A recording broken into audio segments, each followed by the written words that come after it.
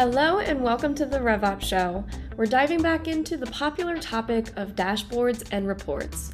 With different systems defining these terms differently, it's easy to get lost and struggle to get on the same page with what you actually mean when you say reports and dashboards.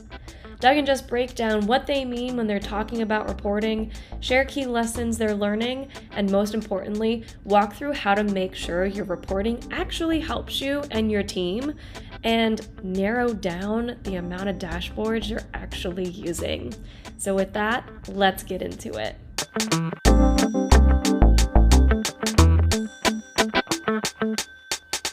Jess, how are you this morning? Great. How are you? I'm a little discombobulated. I'm not going to lie. I'm not sure how I'm going to do today. You're on the other side on my computer, so there's that. I don't know that I'm on the other side for our viewers. I don't think you are. I don't think this means anything to viewers, but the way it's laid out for me to see both of us. So you're feeling very discombobulated. And I can't remember the last time we didn't record on a Friday. And on top of that, I can't remember the last time we recorded on a Thursday.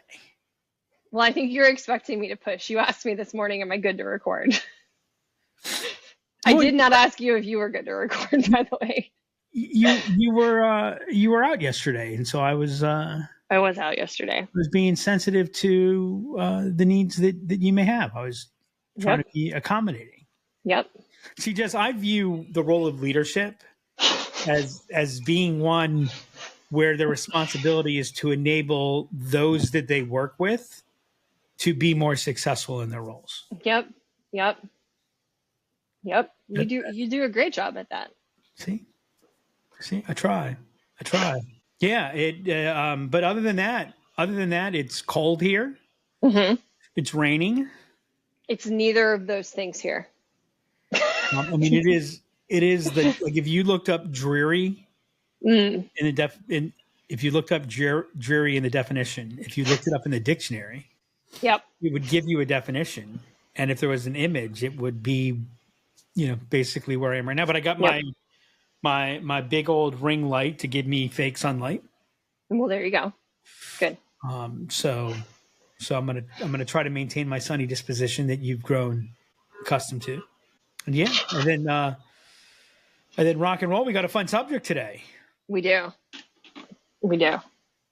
Today, we're going to talk about common dashboard mistakes and best practices. Now, we may have to redo this episode.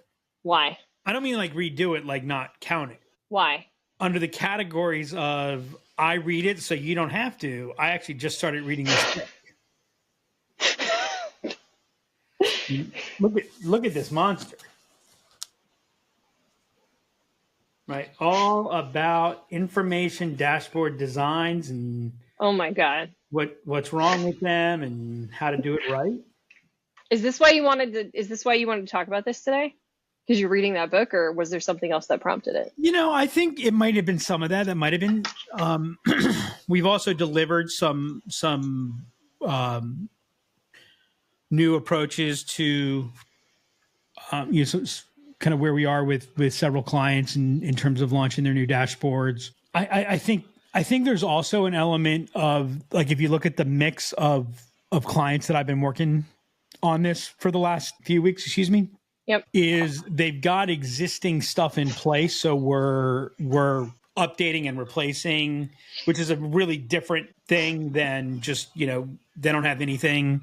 And so you're just launching your initial set of, so. Yeah, it's actually interesting. We've had a couple of clients that I've talked to where we're replacing or updating and replacing, and the feedback I get a lot of times is like, okay, these are the reports and dashboards we have. Don't pay attention to them. They're not any good. Like that's I've heard that more than once, and it's like, okay, that's interesting. Like, I can't think of anything that gets the time, attention, and everything else of reports and dashboards, and to see just how non-existent or bad. Like the difficulty is there's no consistency to how people are looking at things. So you end up getting it's reporting and dashboard anarchy. I mean, you go into somebody's CRM and they've got 76 dashboards. They have more dashboards than they have users. That's my favorite one is we have a couple. We have a couple of those. And I want to know how that's possible. How do you have more dashboards than you have users? And then reports and dashboards that are similar start off as the same, and then before you know it, they just manifest, and all of a sudden everyone's looking at something different. And the sad thing is when that happens, everyone's looking at something different, but they're able to convince themselves that they're all looking at the same thing. Well, because it looks the same. Like the dashboard looks the same, but the data is not the same. Like, meaning visually, it looks like. Yeah, and it is. I mean, when you get into the setup and configuration of reports, I mean, that's probably the thing that I, in the last 6-7 years, the part that's been the biggest surprise is just how much a small difference in the setup of a report. I mean, which is your primary object? Yeah. Like if you're building it in HubSpot, setting up what your primary object is, like, has all kinds of ramifications. Well, decoding that and decoding the filters when you're talking about moving one system to another and replicating is like, it's rough. and part of the problem too is there's no clear definition on what a dashboard is, what a report is. Oh, interesting. Yeah. I mean, look at Salesforce, right? I mean, 90% of reports, not 90%, but a significant percentage. That's my go-to number, 90%, Jess. A significant number of reports, significant percentage, more than 50 of the reports that I see in a Salesforce instance are really just lists. Yeah. Right. They're really what, if you were in HubSpot, you would call them views. Views. If someone comes over from Salesforce and they say they want a report. And so we go in and we start creating a report. And then they go, well, wait, I can't. We've had to talk our team through this because they'll have a spreadsheet that is the equivalent of a HubSpot view. And they're like, I need this as a report. And it's like, guys, it's actually, one, it's more actionable if it's a view. And two, it doesn't necessitate a report that you then have to put it on a one dashboard because they need to have a place to go easily find it. It's interesting. Yeah. Yeah.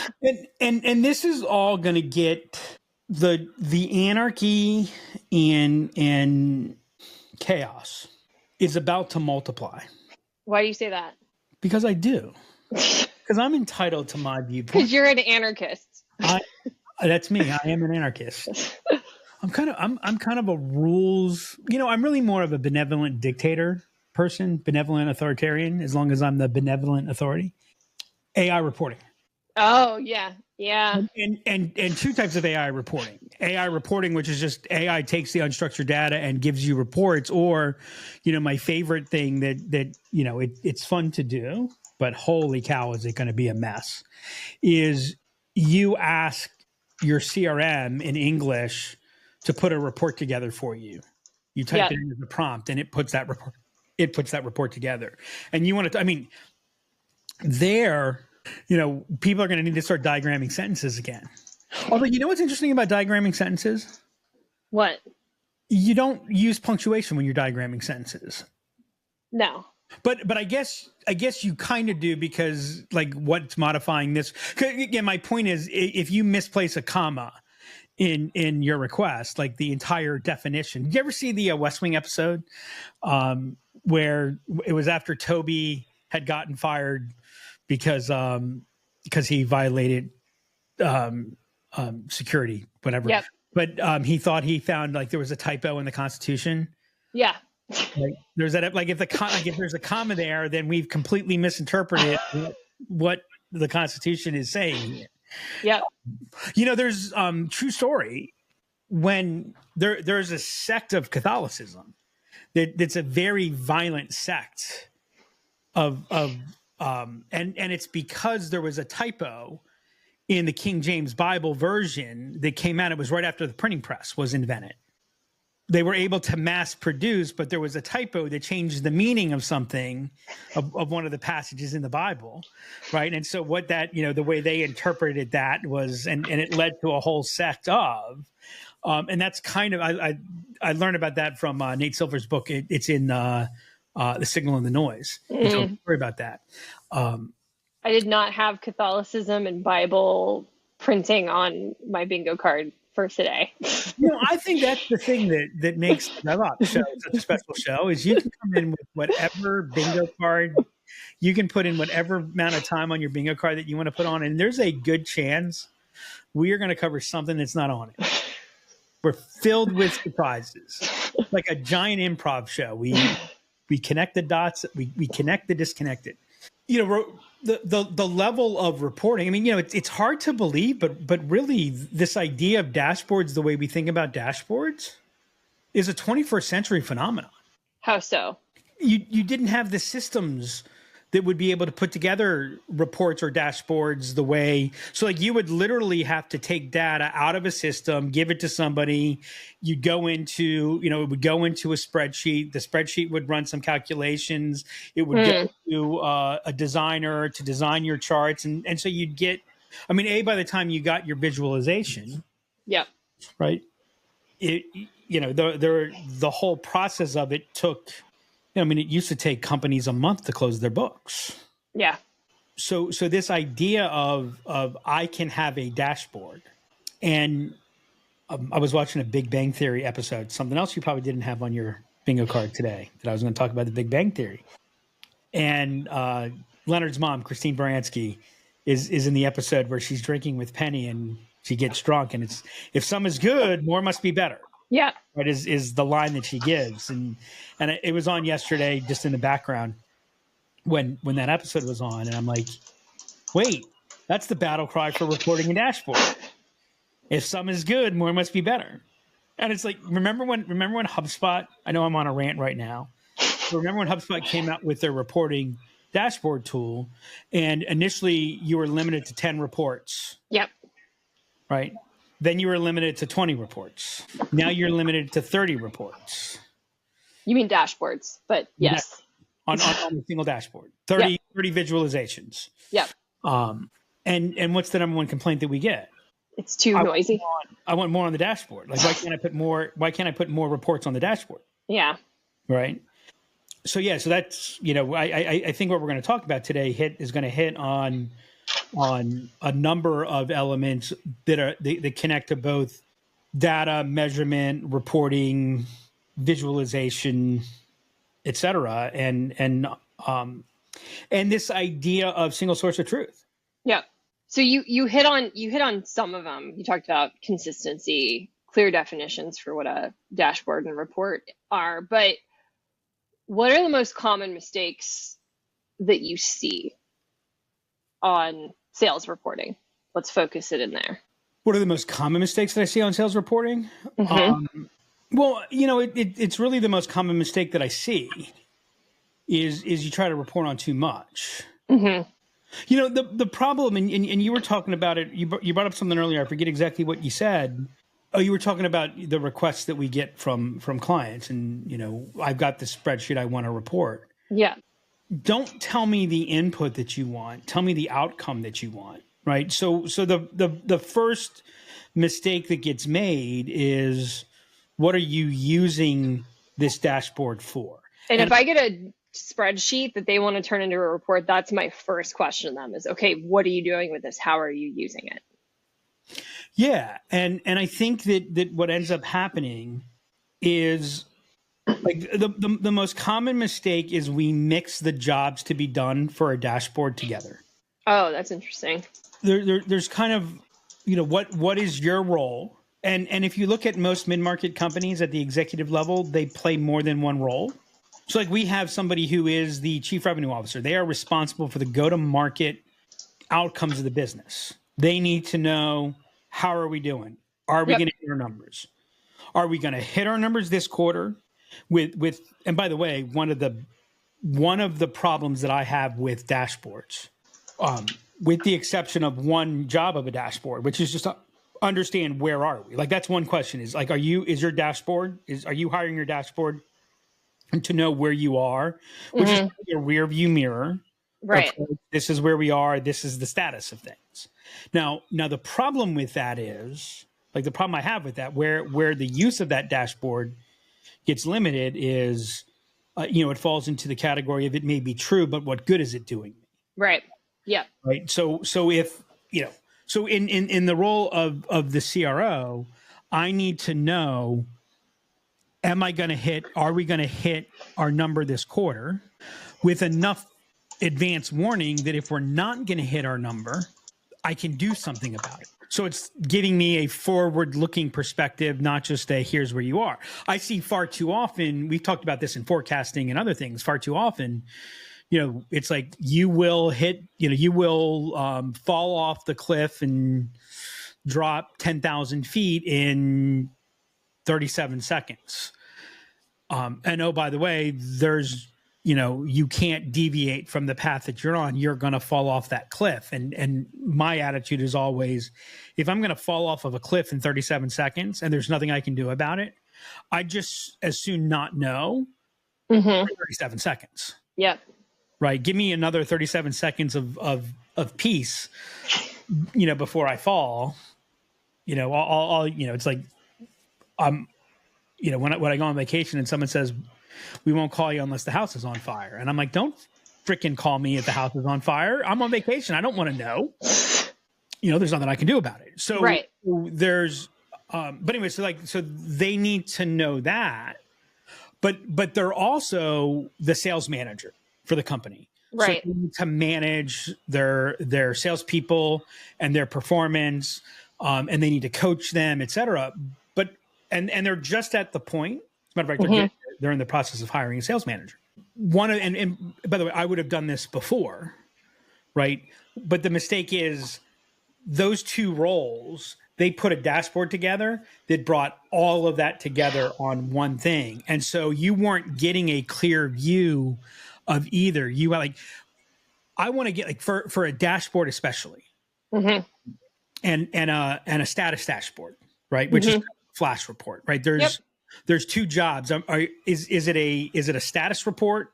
Right. In which case I want to get a picture, know what to do. How are my hypotheses coming along, et cetera? Or is it a deep dive, right? Too many people see the idea of, the whole idea of the dashboard comes from an airplane cockpit. That's where the term got coined. I was going to say that's where the coin got turned, but that would make absolutely no sense. No sense. This is what happens when we record on Thursday, Jess. Any day of the week. Now, it doesn't matter. Fair enough. This is what happens when we record on a day that ends in Y. And there's hundreds of dials, hundreds of visualizations on that dashboard. But the reality is there's only about 4 to 6 that a pilot pays attention to, unless one of those 4 or 6 is showing off. So what and by the way, if you look at modern dashboards today that are built with computer interfaces and LED screen interfaces, they don't have those hundreds of things, because you could dial in. When you had a fixed dashboard, you had to put all of those things on there because there was no go to page 2. Right. One of the things that I found interesting, and I'm kind of I'm arguing with myself a little bit, but if the book that I'm reading defines a dashboard as single page, as what you can see on a single screen. Oh, that's interesting. Inferring no scroll. How do you feel about that? We've never talked about this before.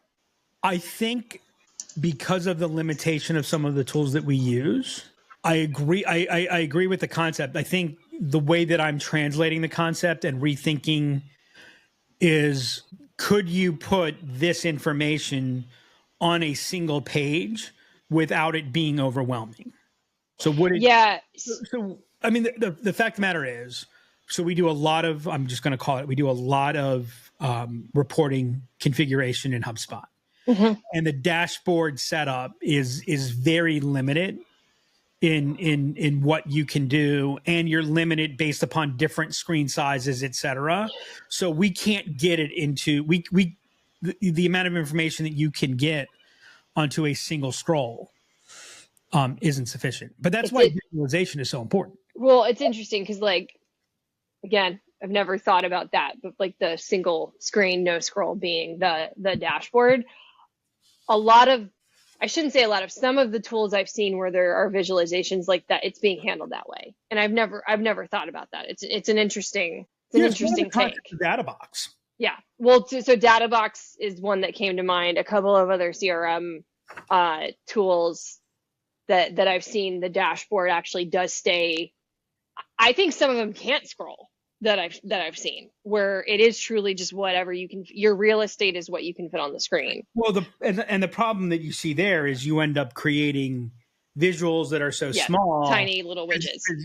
It's like my professor, my stats professor, who let us bring in a 3x5 inch 4x6 inch index card for the test. We could put whatever notes. And I mean, you want to talk about how to learn how to write in really, really small. My favorite was somebody in our class asked if we were allowed to bring in a magnifying glass.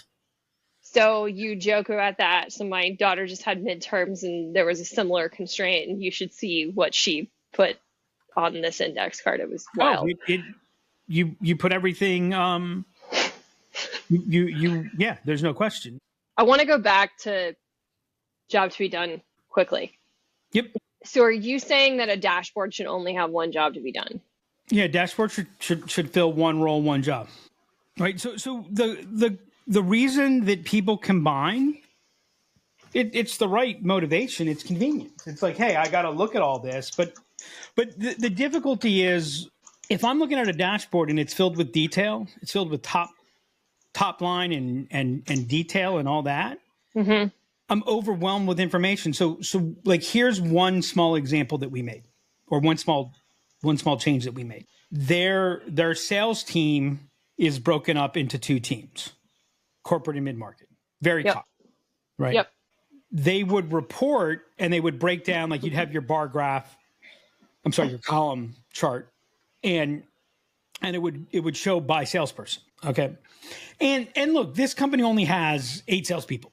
I know these 3 salespeople are team 1. These 5 salespeople are team 2. Of course. So I would be tempted to do the same thing, right? So breaking it up by individual salesperson, let's see how the salespeople are doing. And I also get to infer theoretically how each team is doing. Right. Right. Well, we broke that up. So one dashboard now just shows it broken up by team. Mm-hmm. And all of a sudden what we saw was that one team is really outperforming. Yeah. So when you're looking at it, all of a sudden you started to see, oh, well, wait a second. One of the recommendations that we made from this is, let's begin to shift some of our marketing resources to demand gen in a segment of the market that we're not getting the traction.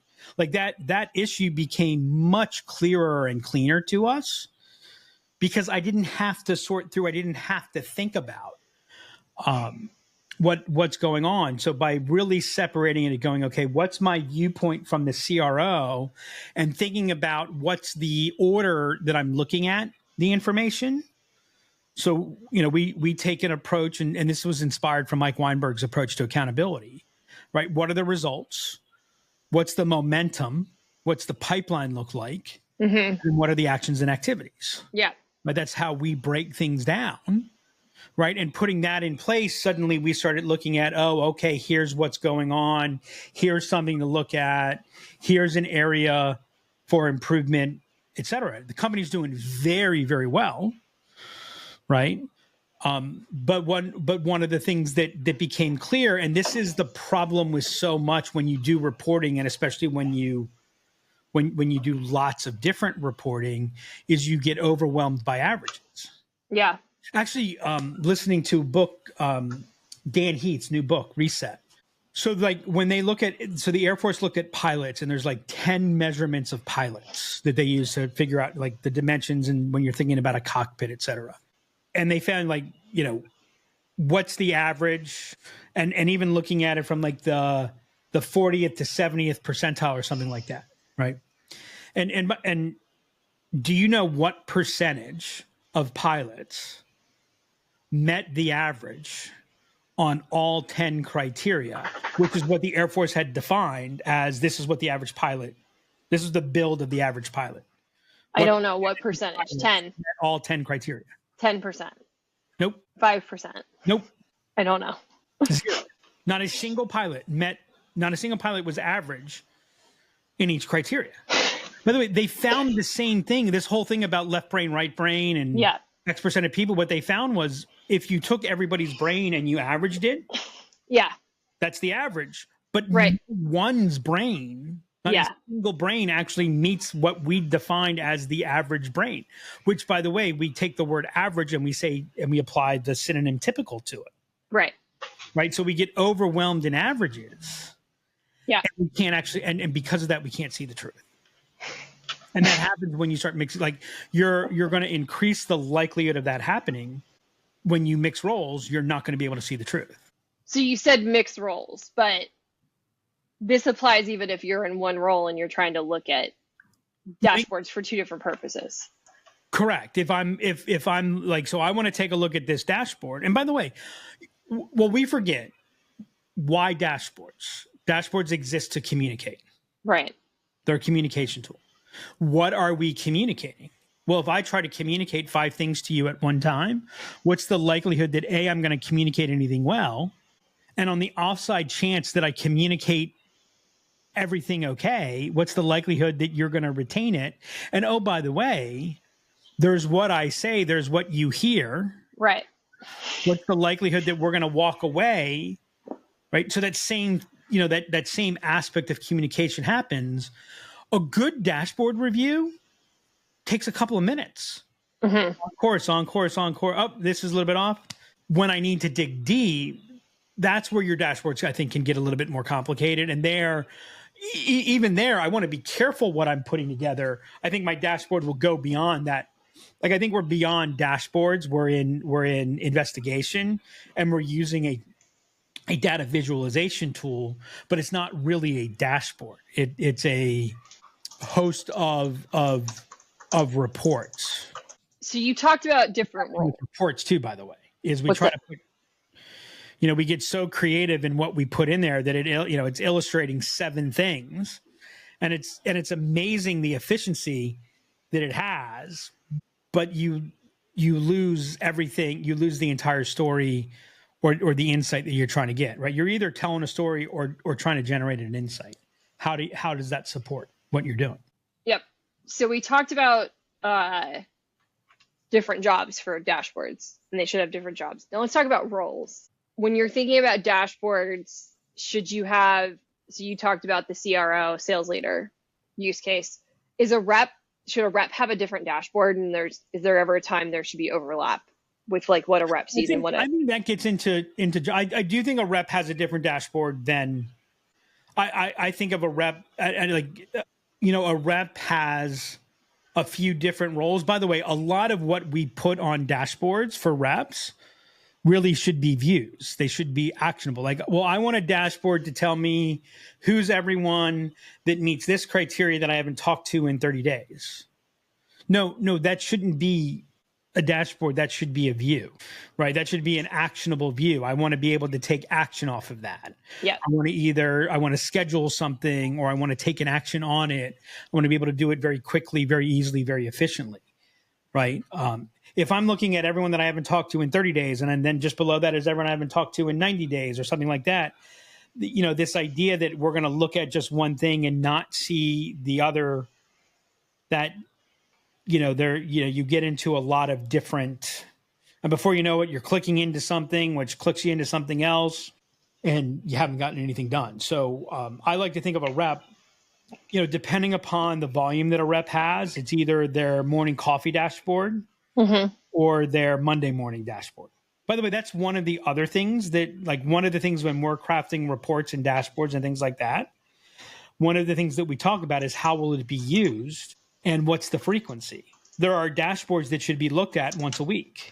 And if you look at them more than once a week, you'll just overwhelm yourself with noise, right? So that's one of the other things that we fall into is is the synchronicity of review. What is the signal that we're looking for? That's, by the way, that is the thing when it comes to report and dashboard design. The designer needs to be identifying what's the signal that we're looking for, because the worst thing I can do is give you something that leads you to think you're getting what you want, but it's not. Yep. And I think the biggest mistake there is we try to measure too much. What do you mean by that? We measure too much. Like too many different data points? Too many reports, too many dashboards, too many variables. And the reason is, well, what if it's a scarcity mindset. There's fear. What if I'm measuring the wrong thing? Right? What if, what about, or we start digging in and we find this one time, and right, we're trying to turn our dashboards into algorithms when in reality they're management tools, they're probabilistic tools. Mm-hmm. And it's important to understand the dashboard is not reality. The dashboard is a model of reality. Map is not the territory. I want to talk about data for a second. And potentially open up a can of worms. And especially if we're talking about moving one system to another system, there is this want for perfection in data, perfection in the data that's logged, captured, whatever, in order for that dashboard to be effective. First of all, what's your take on that? For the data to be perfect? Perfect, yeah. Well, there's no such thing as perfect data. So right. I think the data needs to, the data that you're reporting on needs to be clean. Yeah. But clean is to identify, is this data clean? Actually, it needs to be clean enough. If you're Amazon and you're making automated decisions, you're automating aspects that seconds mean millions of dollars of revenue, then there's a level of clean. And so I'm gonna change what I said. They don't need to be clean. They need to be clean enough. Yep. Because a lot of times what I'm looking for is a trend. What I'm looking for is a direction. Yeah. Right? Because again, I don't think your CRM tells you how you're doing financially. I think your ERP tells you how you're doing financially.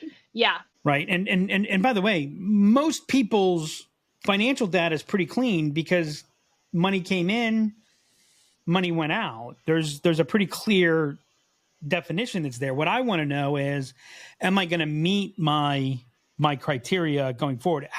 And really, what do I need to be doing today to increase the probability that I arrive where I want to arrive by the time I want to arrive there? So I think it needs to be clean enough, which gets into a whole lot of where are you right now? And I think the other thing that you look at when you look at data is, I think you want it to be progressively cleaner. So I'm working through this in a couple of places with some clients. You and I are actually in the middle of working through this on a specific report for one client. I have noticed sometimes until we get that report up, is it clear what might be missing or where we might be off with data points in a process or in a migration? And, it's funny. It'll even be like, well, the dashboard's off.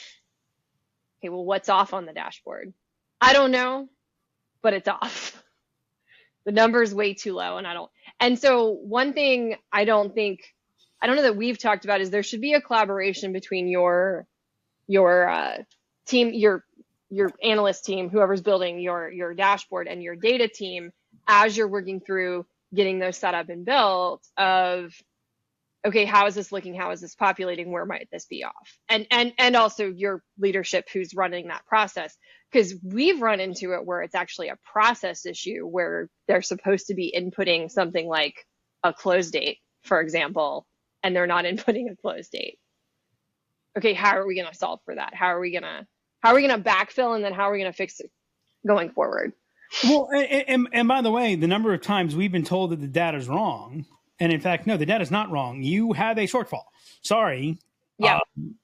You've been establishing your your conclusion and then building your report. It's strange things happen when you go, okay, well, what are the questions? What do we need to know? What are our key performance indicators? Indicator meaning it's an indication of. Yep.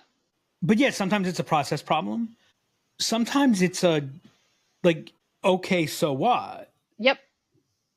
Right. And by the way, do we want to improve that? Yeah, we want to improve it. Do we want to not be tracking? That's probably not the case. Right. And so again, I think sometimes what we talk about when we rail against, perfect data is it sounds like we're against that. There's some data that's in the system that's just, it's excess data. And it's like, okay, let's be clear what is the data that matters. And by the way, how to use systemically. So like one element, and you're right. This gets into how is the report set up. If something doesn't have a close date and you look at what's all my open and it's assuming that there's a close date. Yep. Right. Some things like there are reports that won't show up because underlying it is, I want to look at all my future, all the businesses that could close in the future. Well, if there's no close date, then it can't tell you that this is business that's going to close in the future. One of the ways to solve for that systemically is autofill a close date. Yep. If the close date is filled in, fill that in, right? Well, the close date could be wrong. Well, guess what? If they filled in the close date, it's probably going to be wrong anyways. So it's not even going to show on the report. but right, and that. And by the way, that's a different problem. Right. One of the other things that I would do is I would have an element when business is past a certain close date, you reassign it a new close date because I run a future forecast report and I see like I just updated one for one of our clients and there's a nice little bit of business that's supposed to close in Q2 24. Mm-hmm. There's a problem with that, Jess. Q2 24. Q2 24. I just very hard for that. Thought you meant 25. Right. Right, but it's still in as Q2 24. They're that's like that might mess your numbers up, Doug. But by the way, most of that business is probably lost anyway. Right. That gets to another question. Yeah, well, and so I think this gets to the heart of some of what you've been talking about, right? I'm looking at the dashboard, I'm getting these indicators of, okay, something's off. Now I can go in and figure out what that is. That's the dashboard doing its job. And I think frequently it's perceived that the dashboard is broken. Well, I think when that happens, that a lot of people think that dashboards like data are supposed to give them answers. Yeah. And I think where a dashboard is most effective is when it contributes, when it enables you to ask better questions. Yep. Right. And by the way, sometimes, like I learned, like this was the hard thing. I mean, we did a lot of data visualization when I was coaching college baseball. The hardest lesson I learned is sometimes it's okay. As a matter of fact, most of the time it's okay. Most of the time there's like no action. By the way, one of the things that happens is over time, you start, dashboards give you a insight. Then all of a sudden you want to start measuring that. Now you need to think about this. Is this a measurement because you're fixing a problem, which means it's a temporary measurement, right? But the number of temporary measurements that just become permanent and we build on and we build on and we build on, this is a place where I think when you're looking at your primary dashboards, you do need to have a rule that once it gets to a certain point, and it's probably, once it gets to more than a legitimate page worth of data, mm-hmm. then anytime you add something, you need to subtract something. Yeah. Yeah. Right? What we end up doing is we end up measuring a whole bunch of things that are easy to measure. And because we measure it, we think it matters. Right. And just because you can measure something doesn't mean it matters. And and oftentimes what matters is very hard to measure. And so really what you're looking for signals. You're looking for correlating elements that connect you to what is hard to measure. right? And what I don't want to do is I don't want to become the close date police.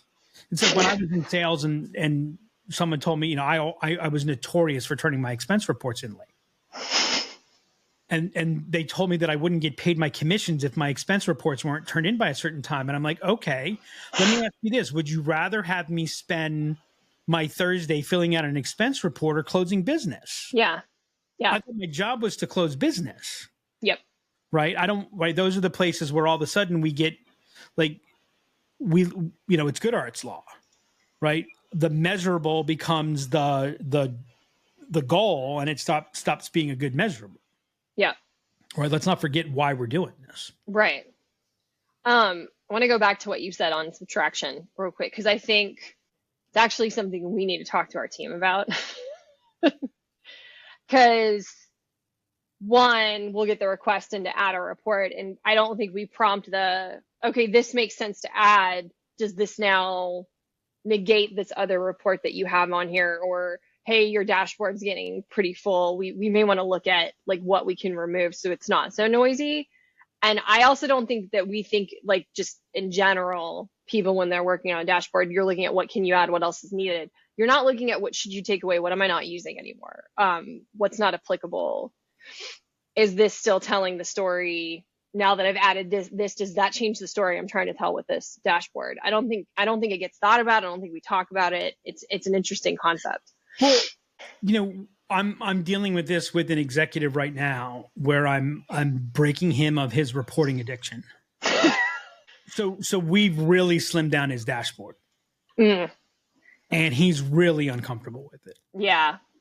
Right? And it's like, and I got to tell you, I think, by the way, I have the same addiction. No, I'm aware. I can, and I mean, with all defense, like I can process a lot of information. Right. Yeah. Right? Yeah. For most people, that aspect of feeling like you don't have enough, that's probably where you want to be. Yeah. Right. Because it's real easy. I mean, you get a dopamine hit with a lot of your reporting. Yep. Right. And B, it's really easy to look at reports and then do a whole bunch of things and convince yourself that you're working, and really you're just creating a bunch of noise. Mm-hmm. Yep. And again, it's about getting into and focusing in what are those critical few. It was the first thing that you said here when you started. I don't know if you remember, you wanted to go over the things on our plate and you want to know the priority. And you said, look, if everything's a top priority, then we have no top priorities. Yep. We're about to go through this with a client where they need to, like, they have entirely too many reports to start, but also entirely too many dashboards. And it's going to be some tough conversations about, like, what do you guys actually need? What do you guys actually use? I hate the idea that if somebody wants to be able to get a viewpoint of their business, especially with the type of systems that make it easy to create those reports. Like, the last thing I want is for someone to have to, submit a request in triplicate to be reviewed and approved and then to be created. And I want this, and 4 weeks later, if I'm lucky, I get something. Yep. But I got to tell you, I'm moving more and more to that camp. We've got to protect yourself from yourself. You go in and there's 55 dashboards for a company that's got 17 salespeople. Yep. It's like, okay, I'm sorry, you can't. They don't even know what they are. I know. 11 of the dashboards have one report that's like completely nonsensical on it, and it's like, that's going to be my tough conversation with this other client. Very similar situation. It's going to be like, you guys don't know what this is, so you just need to remove it. Like, HubSpot is nothing compared to Salesforce. You go into Salesforce and and you've got the copy of. Yep. Like, oh, okay, that's really. We had this recently, and I had asked client which one. They're like, I don't. It was 4 copies of the same report. It's like, they're like, I don't know. They don't know to the point that they open one sometimes and different times. Yeah. They're looking at and filters are all different on all 4 of those reports. By the way, which is why they created the copy, right? Hey, I wanted to change something, but I didn't want to mess up your report. Yeah. And the filter that's different is one of those contains, and it's got 76 initials in there, and you've got to figure out. You got to decode what that means. Yeah. Yep. And then we go, I don't understand why I'm not, why my dad is not. Yep. Not. Yep. All right. I got a couple of takeaways. More is not better, which I think we covered ad nauseum here. Dashboards should fill one role in one job. So you need to be thinking about who's looking at it and what you're hiring it for. Think about the frequency that it should be looked at. I think this is another piece we don't talk about as much. Think about subtraction and addition. And then lastly, and we've talked about this, I think, on every one where we talk about dashboards, they should be prompting more questions than answers. Yeah, what you're going to find is if you're creating dashboards that challenge your thinking and contribute to your thinking rather than replacing your thinking, you're going to get far more juice for the squeeze from that effort. And you know what else you'll be doing, Jess? What, Doug? You'll be saying no to shitty RevOps. Till next time. And that's a wrap on this episode of the RevOps Show. Don't forget to follow us on Apple or Spotify and subscribe to our YouTube channel. I will have all of the links in the show notes for you so you can easily access them.